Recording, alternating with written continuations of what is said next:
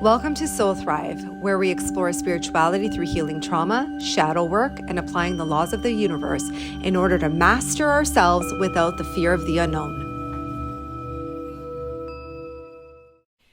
Hey guys, welcome to season 2 on the Soul Thrive podcast. We are so happy to be here. We took a little break, well-deserved break. Actually, we both needed it. I don't know how to use a computer anymore. I'm just like so out of it. So I went away to Portugal for about 18 days. My husband's Portuguese and he's got a lot of family in Portugal, and we've been there before, but we only got to see a few things the last time. And then of course we do a lot of family stuff too, which is really great.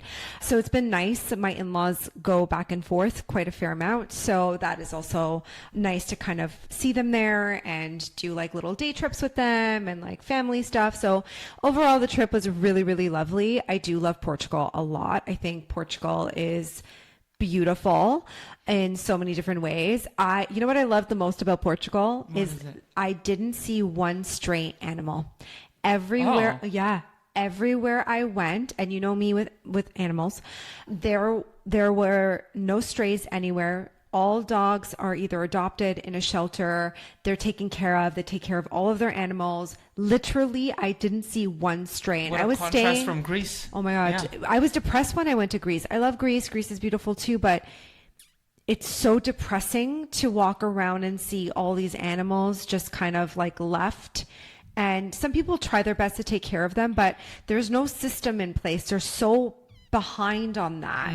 And Portugal, I just found, was just like on it. And I was having conversations with some of my husband's cousins, and I was like, like, how are you guys managing the strays? They're like, listen, we see a stray, we call, they come, they get them, they take them to the shelters, they take care of them, people adopt the animals, and they're like free. They run in their yards and like, but everyone takes care of the animals there, and everyone walks their animals on leashes. There was like nothing of what I had seen being in a town in Greece, being in a town in Portugal, and seeing like the difference. And I find Portugal really does take very good care of their cities.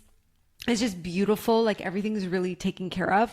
Whereas like when I went to Greece, it wasn't quite like that. And so it was a little depressing when I went a few years ago. I came back really depressed. This time around, I came back and I was actually, grounded. I felt centered. There were some interesting moments and experiences that did happen while I was in Portugal, being a psychic, of course. Anywhere I go, no matter where I visit, Ivana knows this because we've traveled a fair amount, I will always pick up on the collective consciousness, the collective experience, whether that's in the town that we're staying, whether that's the overall country itself, the city that we're visiting, the experiences that I'm having. I always have to remember, and I forget, trust me, I forget, that I am psychic and that I pick up on psychic echoes, impressions, feelings, thoughts, experiences, whether I like it or not. And it never fails. While I'm on my trip, I always have a breakdown. Always. There's always a moment of the anxiety. It's like I've transmuted, or I've picked up so much energy that I have to like energetically purge it in some way. So it turns out being like I have an anxiety attack or a panic attack, which really isn't anxiety or panic. It's just my body's way of saying your psychic energy and your nervous system has tuned into too much. We need to purge this out and we need to regulate you again. Okay, this makes total sense because remember when we were in St. Lucia? Oh, don't get me started what happened with St. Lucia. Yeah, that was a lot. But the animals there, because we saw like literally dogs with cancer on the streets. Yeah, it was horrible. St. Lucia, like beautiful, but wow. Yeah, that was, and St. Lucia was very difficult for me too. Another little limitation that I have is I get motion sickness, and I get really, really sick bad with motion sickness. And St. Lucia obviously is mountainous, so it's like a lot of winding roads, and that was a lot for me too. But regardless, yes, like the animals, the suffering, and it's not to say that the people are suffering, and they could be, but the collective experience whenever I go anywhere, there's a shadow aspect, a shadow emotion that operates And when you are, and like, this is something that I think people need to become aware of, is when you feel attracted to go move to a place or attracted to be in a specific city environment, there's a reason. It is very much a vibrational match to your nervous system, to who you are in your subconscious. Could it be good and bad? Yeah, for sure. Because you could be like attracting chaos because that's all you know. So you're going to a chaotic place, right? Well, 100%, because that's comfort. That's your comfort. That feels comfortable for you. And some places are going to awaken parts of you. And, you know, you may be called to go somewhere so that there's an opportunity to heal another aspect of yourself. We did have this conversation about people escaping themselves quite a fair amount and going on retreats and doing all of that stuff. But there is another layer or component to that too, where when we're having this conversation about people going and traveling and they're just immersed in an experience. When you're traveling too, I don't think you're really thinking about it, but for me, unfortunately, I have to, because I'm psychic, and whether I like it or not, I have to, like I said, tune into psychically preparing the experience for myself. And then we had like some moments. There were some moments, like my husband doesn't tune into anything, unfortunately. He just is like this machine that wants to go see everything. He's got his itinerary. He's got what he wants to do. And I'm like, I saw it from here. Cool. Like, I'm fine. It's like, as an example, and I'll give you guys a little template. Like, I was exhausted because my husband is like, let's run 16K today and run up to the top of the hill and run back down. And we were in Porto. And at one point he's like, you see that tower? I need to go to the top of the tower. And I was like, that bench, I'm going to sit right not there. Not even that bench. You see that little area where they've got tables and chairs? I'm going to sit down, I'm going to have a snack, and I'm going to enjoy my tea. So and then I could hear him, he messaged me via my phone, and I looked down and he's like, look up. And I looked up and I could see him where the little window was. And I like took a picture and I was like, great, I saw it from here. Did you have fun? Oh my God. But, so there were beautiful places that I visited in Portugal. Like I said, if you have the opportunity to go to Portugal, visit it. It is stunning. It is beautiful. I love the energy there. It's really great. There were some, like I said, situations that did occur, being psychic. For instance, in Sintra. Sintra is gorgeous. Like, you've been to Sintra, right? The castle, yeah. It's beautiful. But the amount of hills and walks that I had to do, we were doing 24K a day. I'm not joking. And so I was tired, but fine, we did it. A funny story, the first day that we were going to go to the top of the castle, there was bumper to bumper traffic, even though they have those little cabs. What are they called again? Do you know what they're called? I drove one of those. Yeah. So the person that was driving us was like, listen, you're not going to make your time slot, because apparently now you have time slots that you can go in because there's so many people going to visit these places. And she was like, and I'm wearing, guys, I have to give you this perspective, and you know me, I was wearing a long red dress, beautiful flowy dress. I had done my hair, my makeup, right? Because I'm gonna do my photos. Yeah, I'm gonna do my photos. I'm gonna do my content. I've made a commitment to Instagram. I don't care what anyone else thinks. My husband's getting on board slowly with this, right? So she goes, now I need you guys to understand something. It's a hill to get to the actual castle part, but it's like a 15-minute walk uphill to get to the door where you start. And it's an additional half an hour walk up to the top where the castle is before you even enter in the castle. And the woman goes, you're not going to make your time slot. I'm going to drop you guys off somewhere else. It's literally just a 10-minute walk to the door. And she drops us off in the middle of nowhere. And she goes, follow that path in the woods. In the woods. I'm now walking in the woods. With a red dress on. It's scorching hot. Makeup. I've done my makeup. I'm like, and Marco's not walking. He's running. And like, this is what I mean. If it was a leisurely walk, I wouldn't have given a shit. But the fact that my husband is running and I have to try to catch up to him, because for him, it's just, his way of operating. For me, it's another day. It's like I'm literally running. So by the time we got to the top of the hill, I was drenched in sweat and I was not a happy camper. Anyways, but it was beautiful. We saw beautiful things. And once we got to the top of the castle, they have these wells that they're called the initiation wells. And the initiation wells, there's a lot of rituals that have happened in certain areas. And it was like a process. Monks were there. They've done, I don't know the whole history, so don't quote me on it, but little tidbits of information that I've learned was that, there were these monks, and, they wanted, there was like, these initiation wells, and they created these initiation wells. They used to do a lot of rituals there, to be knighted. So like you had to be knighted, but you had to go through a process, and they called this process the 9 gates of hell. What? That name alone is interesting.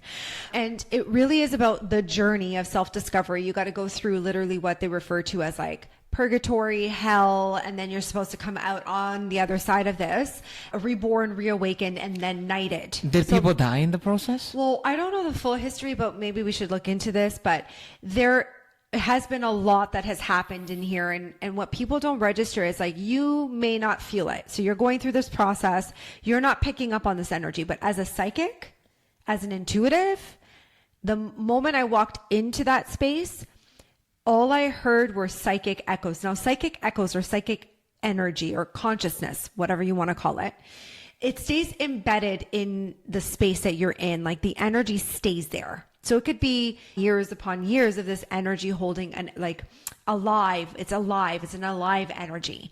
And so as a psychic, when you've got like, let's say your abilities, clairsentient, clairaudient, clairvoyant, whatever you want to call it, you're picking up on that imprinted energy. So the moment I walked in, all I can hear was the echoes of literally screams.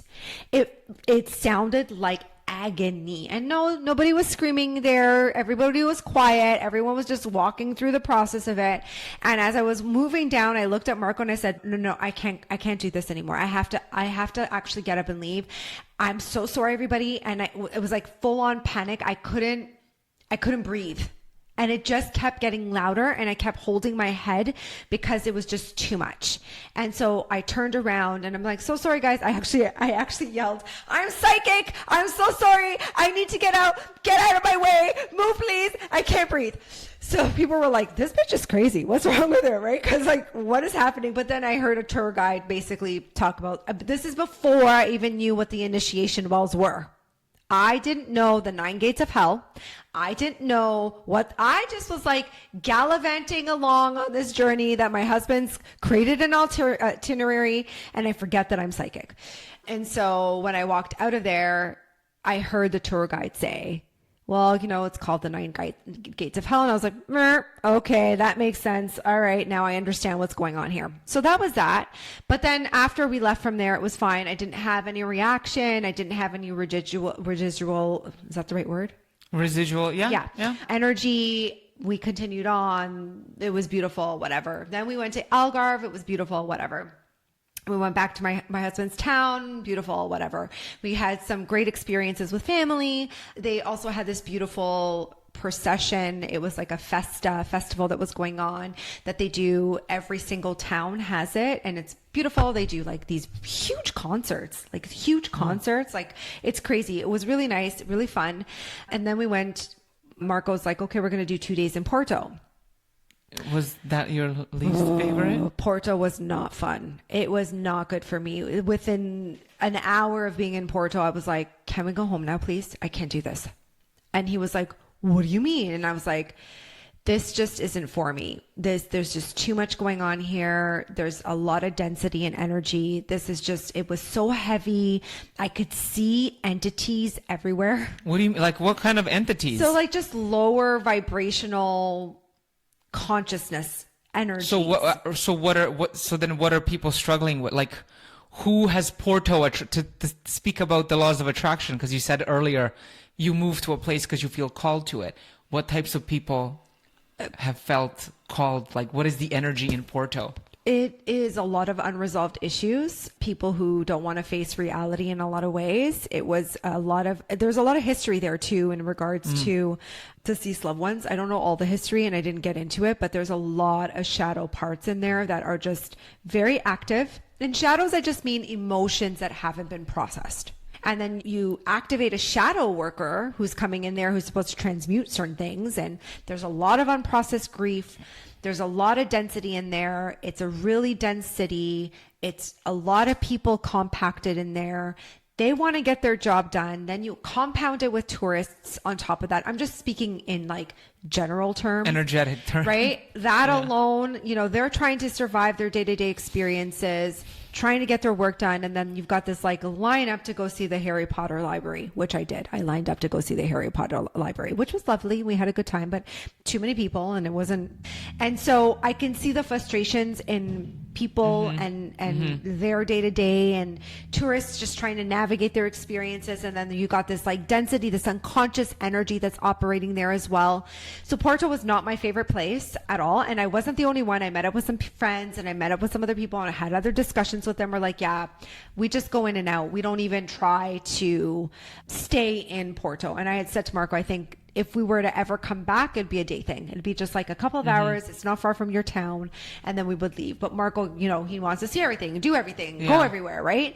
Which I was like, cool, dude, I'm not doing this anymore. And so to tell you how hard it was for me, maybe we pause right now and tell you. We'll have to see if it picks it up. Maybe it doesn't. Let's just wait. Let's just wait until that's done. And then I'll get into the story. Yeah.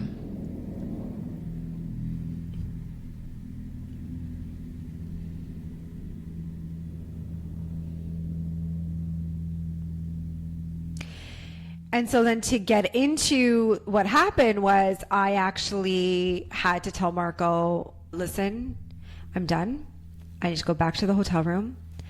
I need to shower all of this off of me. And I cried. I just hit the floor the moment I was in my hotel room and I just bawled my eyes out for 45 minutes just to clear the energy off of me. And I locked myself in there till it was time for dinner. That was maybe about 5 hours, 6 hours. Oh, wow. Yeah. That's how much unprocessed stuff there is? Yeah. And I literally was like, I find people who love Porto avoid their traumas. They just avoid them.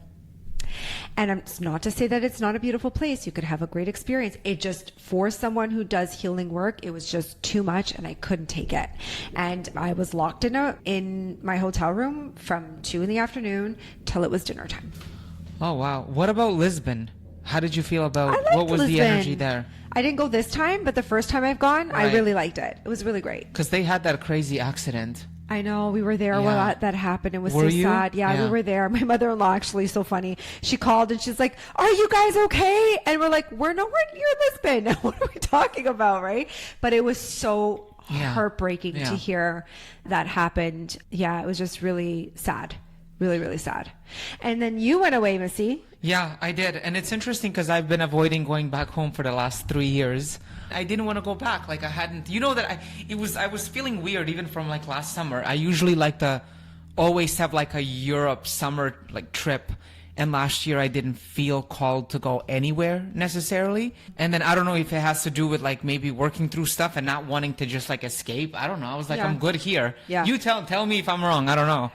I don't know. I think so. I think there's an aspect of you that just kind of feels like maybe not drawn or pulled to go there because you've resolved quite a fair amount of conflict. Or just in general, like I wasn't feeling like chaos. That's what you've resolved. Remember, we worked on that for quite some time. I know that we had been working on your why do I attract chaotic people and why do I attract crazy experiences and where is this coming from? And we talked a lot about your childhood. We talked a lot about your survival mechanisms, coping mechanisms, and how you operated with chaos. And that was the norm of where you were from. And so I get why it doesn't feel good to go there anymore. And I think in general, like I haven't been called to travel anywhere, and I think that's also part of it. I'm like, traveling for me sometimes can be chaotic, and I'm just like, maybe I don't need this chaos of like going anywhere, to be honest. What you're communicating is a more regulated nervous system.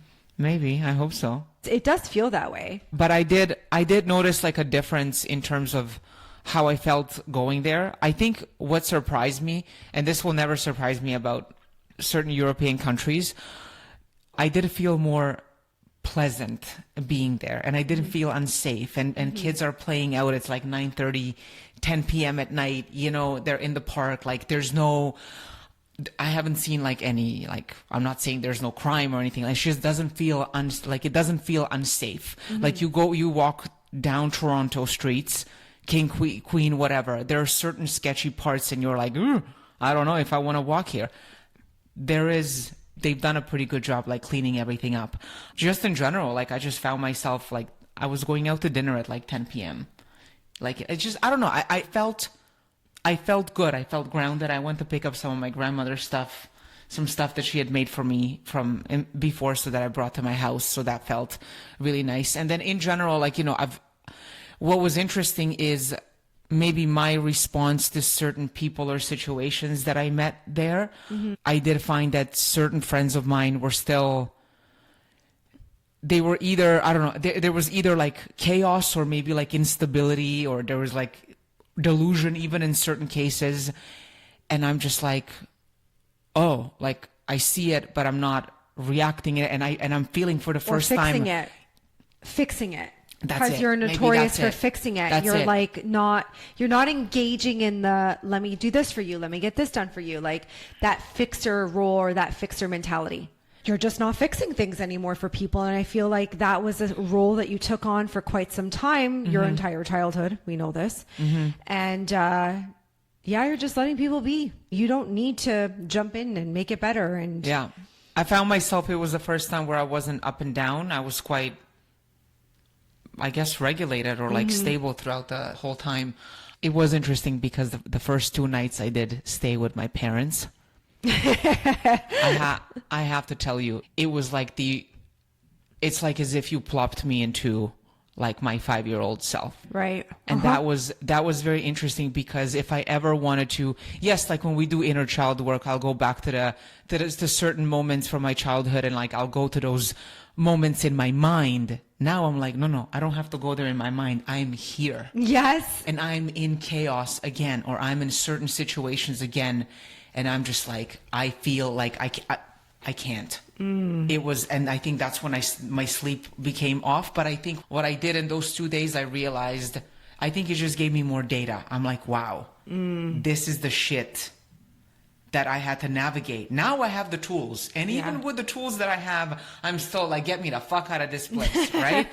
But imagine when I was 1, 2, 3, 4, 5, 6, 10, whatever, like how unbearable that would have been. And I think I just felt sadness for myself in some of those moments, and maybe like more understanding. And then I took a day for myself, and I ended up going back to like where I grew up, back to my house, back to the playground. Like, remember when I told you when I sent that picture, I was like, man, this is like where all my inner child meditations happen. I'm on this bench, I'm in this park, I am here, like I took the path that me and my grandma like went down. Do you know that when you do that, you're actually retrieving parts of yourself? Well, I was gonna ask you, I'm like, what is the significance of like, because I literally went to I'm standing in front of all of the places where every time I do my inner child meditations.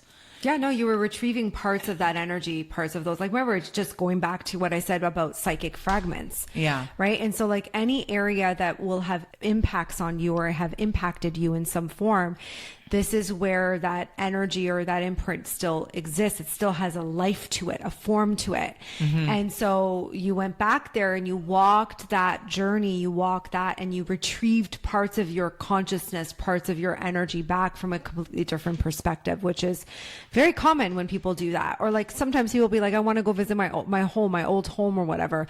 I don't even look there. I'm just like, we were done with that. It's still being renovated after like 8 years, funny enough.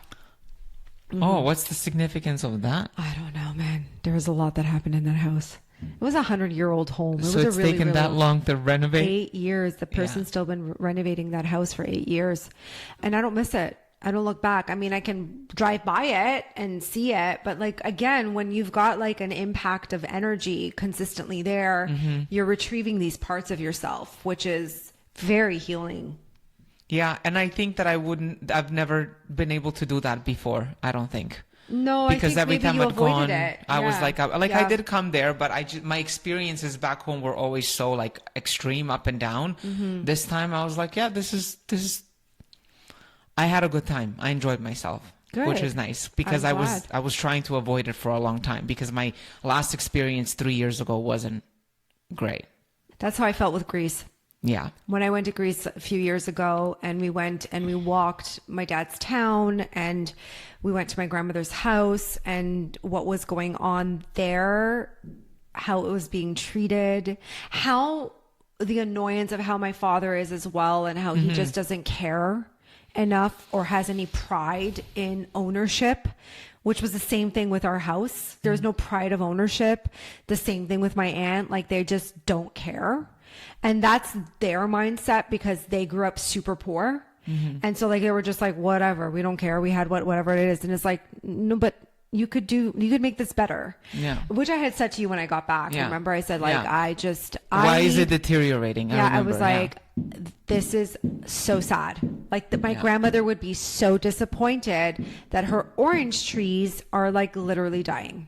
Yeah. And like so disappointed in the lack of care that went into the home. Like, it was just awful. Like, I left heartbroken. Yeah. I left Greece just like, I was like, I never want to come back here again because this is just like not healthy for me. Like, this really took, I was so depressed when I came back from Greece. You were. Yeah, So you were. For like 2 months after we got back. It rocked me to my core. Maybe the next time I decide to go, if I decide to go again, it'll be different. I don't know. Yeah. But I was not happy with that. Whereas like Portugal, I had my little moments here and there, but just like you are now going back with a different mindset, and you're retrieving these parts of yourself, and you're registering from an observer's perspective. Versus someone who is immersed and has to put themselves into everybody's Or fucking... fix it. Back to that fix it mentality, which is like exhausting, dysregulating. It's a false sense of high when you're in it, and then you get pissed off at the end because then nobody really responds the way that you want.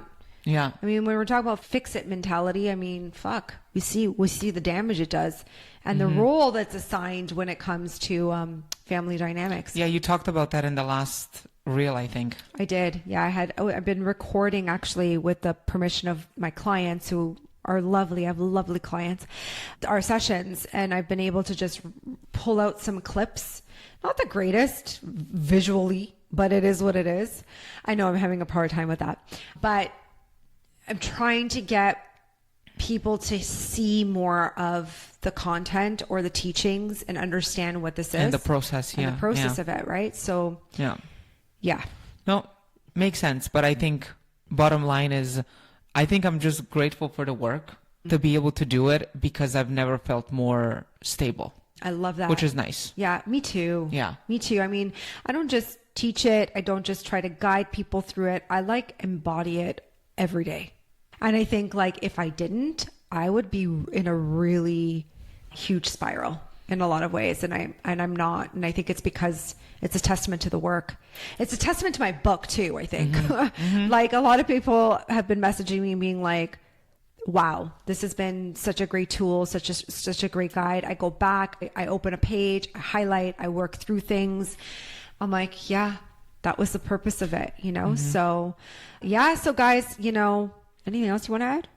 No, just ready for the fall. Yeah, I'm ready for the fall too. You know? I'm ready. It's going to be a busy 3 months until the new year. Both of us are pretty busy, but we're excited to talk to new people, connect with new people, give you guys more context, dive Workshop in deeper. Coming up October too. That's always like those 6-7 weeks. 6 weeks? 8 weeks. 8 weeks. Usually turns into 10 because we have some breaks in between, but they are so intense. So I think if I would love to be able to talk about some of those topics even we're going to here. get into a lot. I think this season is going to be deeper than the first season. I think we learned a lot. I think we're trying our best to provide more context, educate more, show you guys a little bit more vulnerability as well about, you know, our life and our experiences. Cause I really want you guys to understand that we're human, and just because I have these gifts and my own abilities doesn't mean it doesn't come with a lot. And I will share more of those